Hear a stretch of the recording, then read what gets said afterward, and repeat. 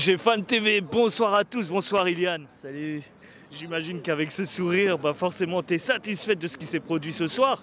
Déjà, la remise du trophée, Coupe de France cette fois-ci.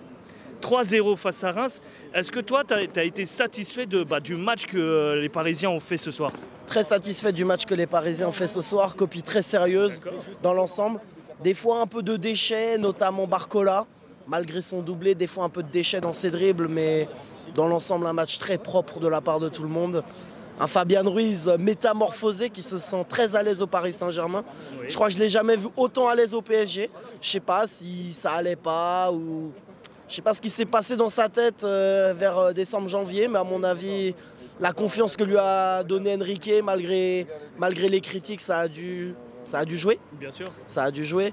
Donc voilà, c'est comme ça qu'on voulait le voir, hein, Fabien. Hein. C'est aussi pour ça qu'on l'a critiqué fort aussi, tu sais.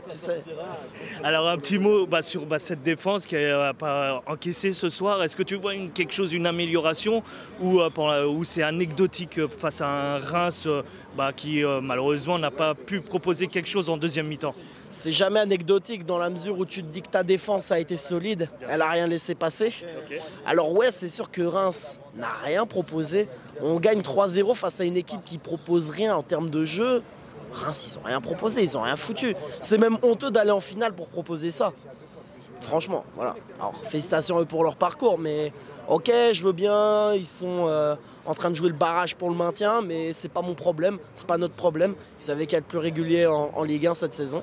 Voilà. Et justement, est-ce que tu n'as pas peur que face à ça manque d'adversité, on manque de rythme, d'intensité pour mieux se préparer pour une prochaine échéance que beaucoup de supporters attendent?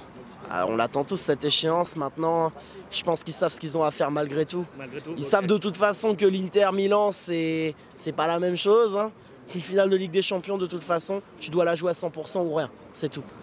Et là, l'Inter Milan, eux, ils auront la pression parce que ils ont perdu le Scudetto. Ils ont perdu en Coppa d'Italia face au rival l'AC Milan. C'est chaud pour eux, hein, moi je dis.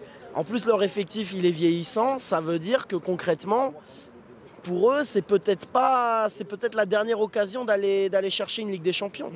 Donc, je pense que par rapport à ça, quand tu regardes nous la saison qu'on a fait, qui est une très bonne saison, ça peut jouer.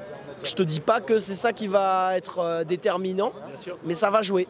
Donc maintenant, on sait que les Italiens, ils ont tendance à jouer un petit peu, à jouer sale, casser le rythme, faire des fautes.